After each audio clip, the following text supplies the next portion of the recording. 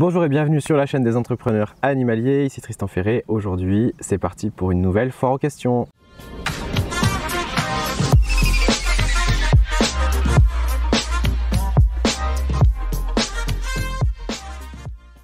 Vous êtes de plus en plus nombreux à faire partie de la chaîne, ça me fait extrêmement plaisir. On a dépassé les 1000 il n'y a pas longtemps.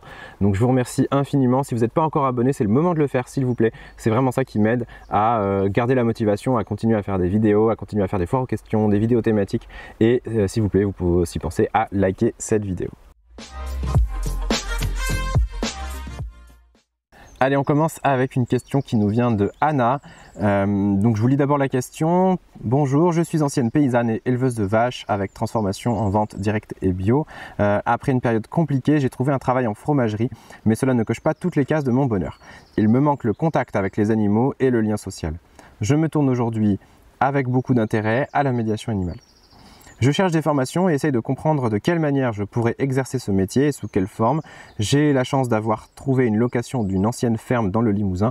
Il y a de la place ici pour accueillir des animaux. J'ai déjà 2 chiens, des poules, des canards. Je suis ancienne cavalière et aimerais avoir de nouveau un cheval, des lapins et des chèvres.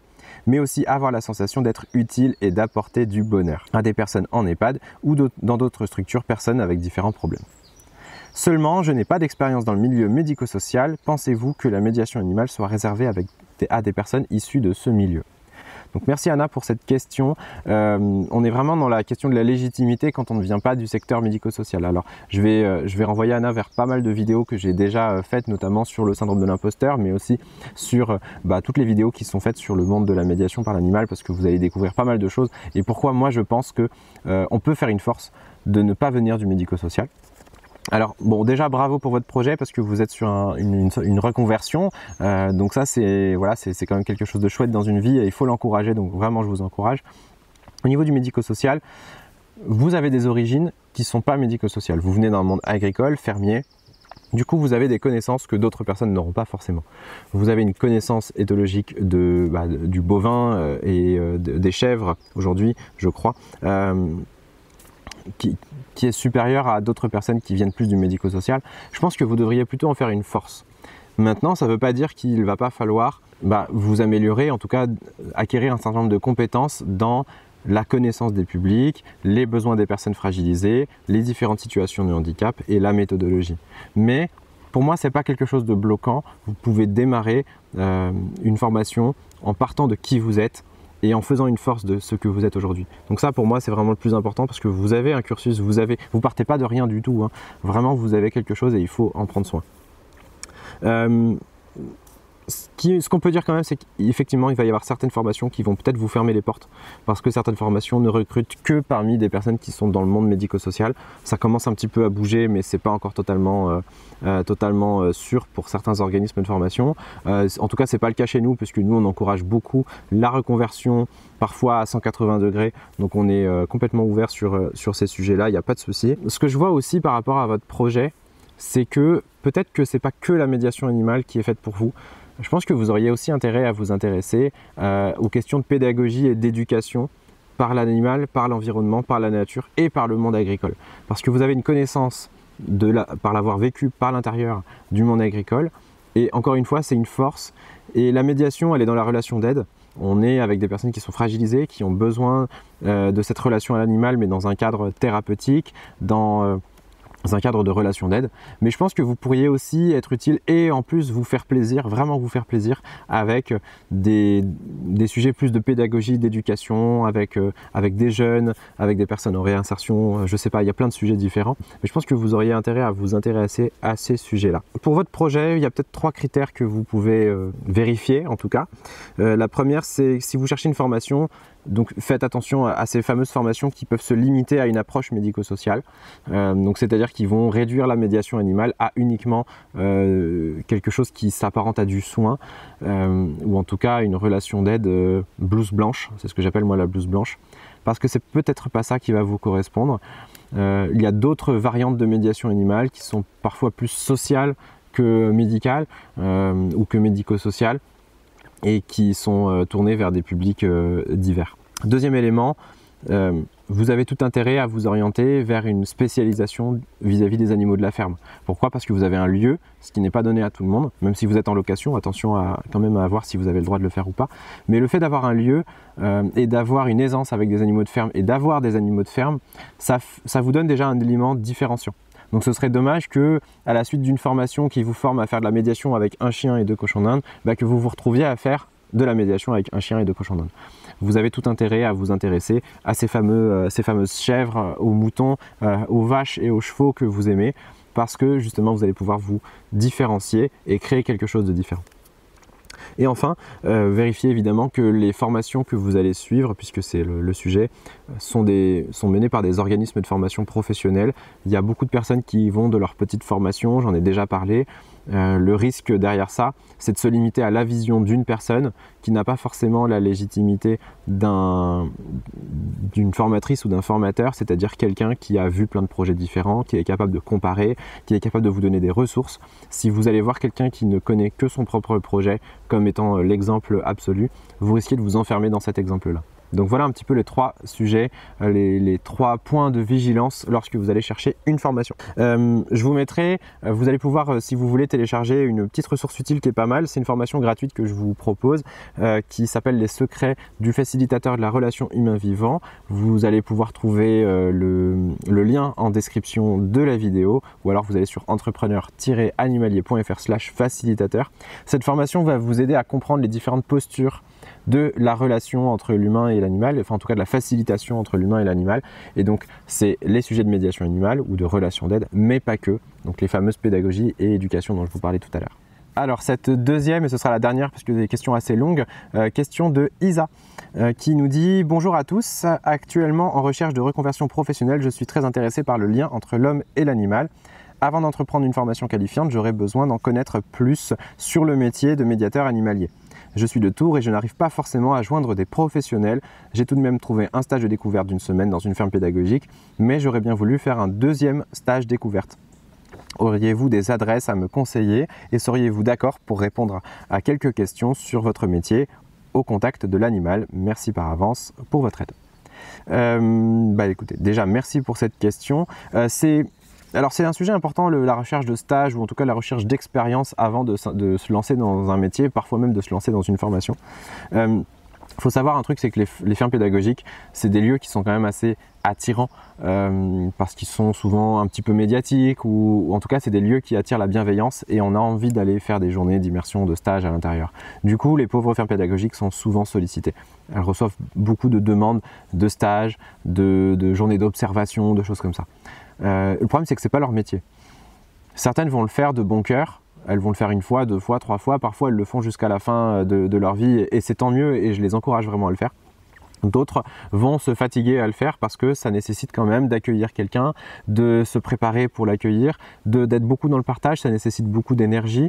Parfois, c'est pas toujours facile quand on a un quotidien qui est millimétré d'y faire entrer un élément extérieur.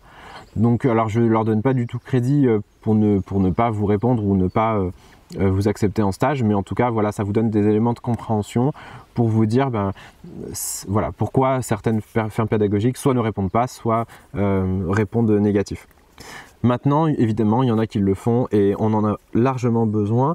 Nous, chez les entrepreneurs animaliers, on a rencontré ce problème dès le début de pouvoir trouver des expériences à nos stagiaires pour qu'ils puissent expérimenter des choses, notamment en ferme pédagogique. Et on a fait le choix très rapidement de créer des partenariats avec, donc aujourd'hui on a 2 fermes pédagogiques partenaires qu'on rémunère pour vous envoyer en tant que stagiaire en journée d'immersion pédagogique. Donc on n'appelle pas ça des stages, on appelle ça des journées d'immersion pédagogique. C'est un petit peu notre jargon à nous. En fait, les fermes pédagogiques, elles nous le disent à chaque fois, elles ne font pas du tout ça pour la rémunération. Mais c'est moi qui insiste pour pouvoir les rémunérer parce que je trouve que c'est une compensation du temps qu'elles vont passer en amont, en aval, à gérer votre venue et peut-être à passer aussi beaucoup de temps à vous montrer des choses qu'elles ne feraient pas en temps normal. Donc c'est normal. Et puis la deuxième chose, le fait d'avoir ce type de partenariat, on va dire que ça va les professionnaliser dans le fait de vous accueillir. Quand vous arrivez en stage dans une ferme qui vous a dit oui pour vous faire plaisir mais qui ne sait pas vraiment ce que c'est que d'accueillir un stagiaire, elle ne va pas forcément savoir quoi vous montrer, qu'est-ce qu'elle va vous partager, etc. Donc là, ça va être à vous de poser les bonnes questions, de savoir à quoi quels sont les sujets sur lesquels vous devez vous intéresser, etc. Mais du coup, nous, nos deux fermes pédagogiques, elles ont pris l'habitude de ça. Elles savent par exemple que nos stagiaires, ils aiment bien fouiner dans certains documents pour regarder à quoi ressemblent certains documents pédagogiques ou certains documents officiels, etc. Et donc, elles sont prêtes et elles savent à peu près à quoi s'attendre. Alors maintenant, si vous êtes dans cette recherche de stage et que vous n'êtes pas du tout encore dans une phase de formation et que du coup vous ne pouvez pas avoir cette immersion pédagogique chez nous par exemple, vous allez avoir à chercher des stages, ce que vous êtes en train de faire. Bon, le premier conseil, c'est d'éviter de chercher à moins de 50 km de chez vous, parce qu'en fait ce sont des arguments contre vous. Quand vous allez chercher une ferme pédagogique, admettons, vous avez une ferme pédagogique à 17 km de chez vous, vous les contactez, vous leur dites bah voilà, moi je m'intéresse à votre métier parce que ça m'intéresse de créer une ferme pédagogique, j'habite dans la ville à côté je réfléchis à créer mon projet, est-ce que vous voulez bien m'accueillir? Cette personne-là, même si elle a toute la bonne volonté du monde, elle va quand même se poser des questions puisque vous devenez potentiellement un futur concurrent, une future concurrente, peut-être une menace. Et même si vous avez une approche différente, vous avez envie de faire des choses différentes, vous êtes quand même potentiellement une concurrente. Donc il faut comprendre cette personne qui n'a pas forcément envie de vous donner tous les éléments de sa réussite pour que vous lui preniez. Ça c'est normal. Du coup, essayez d'aller voir un peu plus loin parce qu'au-delà de 50 km, on n'est pas sur des métiers où la concurrence est très loin. Donc là, vous n'aurez plus aucun souci. Les personnes en tout cas n'auront pas peur de vous comme étant un futur ou une future concurrente potentielle.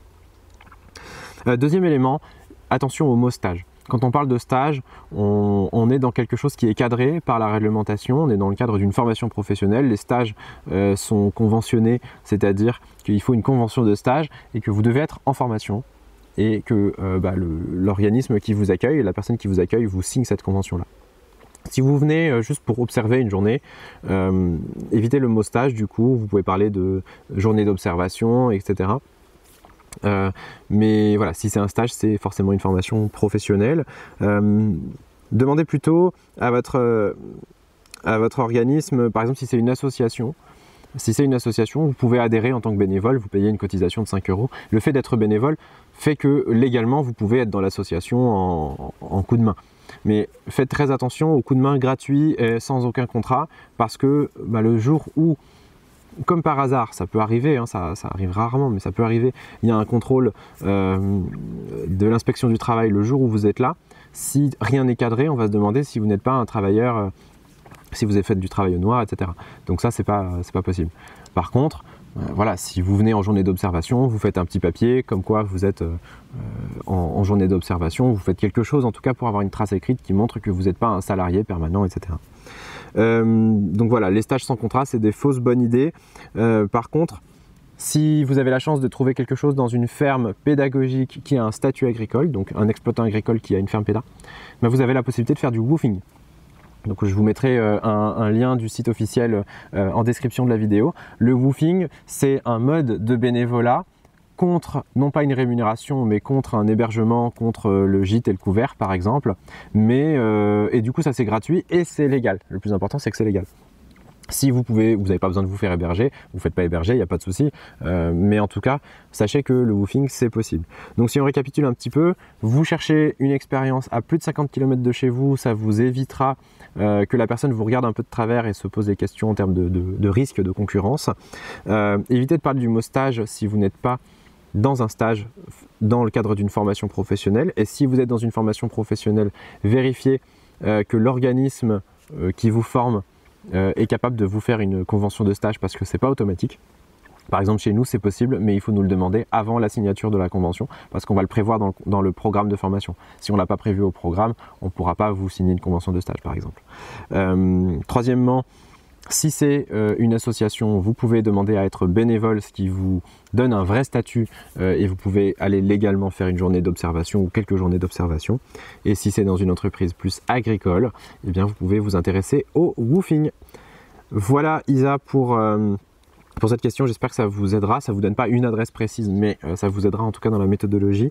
Je vous donne une petite astuce aussi, puisqu'on n'est pas si loin que ça. Nous, on est dans le sud du Périgord vert, chez les entrepreneurs animaliers. Donc, n'hésitez pas, si vous passez dans le coin, à m'envoyer un petit message pour essayer de venir me rencontrer et on verra ce qu'on peut faire pour vous aider. C'est tout pour aujourd'hui, j'espère que cette vidéo vous a aidé et que ça peut vous apporter quelques éléments de réponse pour vos propres projets. Si vous avez des questions pour la prochaine FAQ, n'hésitez surtout pas à me les envoyer. Alors vous pouvez commenter sous cette vidéo, vous pouvez également nous envoyer un message sur les réseaux sociaux, donc sur la page Facebook des entrepreneurs animaliers ou sur notre Messenger. Je rappelle aussi un petit élément que j'ai dit tout à l'heure pour Anna. Donc j'ai précisé qu'on avait une formation qui était complètement gratuite que vous pouvez aller télécharger, que vous pouvez obtenir en allant sur entrepreneur-animalier.fr/facilitateur. Cette formation, c'est un programme qui va vous faire découvrir tous les secrets du facilitateur de la relation entre l'humain et le vivant. Donc on s'intéresse aux questions de relations d'aide, de médiation animale, de pédagogie, d'éducation et notamment dans tous les domaines de la pédagogie par la nature, les fermes pédagogiques, les petits parcs animaliers, etc. On va beaucoup travailler sur cette question de posture, sur les différentes connaissances qu'il faut avoir, sur les différentes méthodologies qu'on peut utiliser et les différents débouchés que ça peut avoir. Voilà, c'est une formation complètement gratuite, donc surtout n'oubliez pas d'aller la télécharger. Vous avez le lien qui s'affiche ici et en description. Moi je vous dis à très bientôt pour une nouvelle vidéo. Portez-vous bien.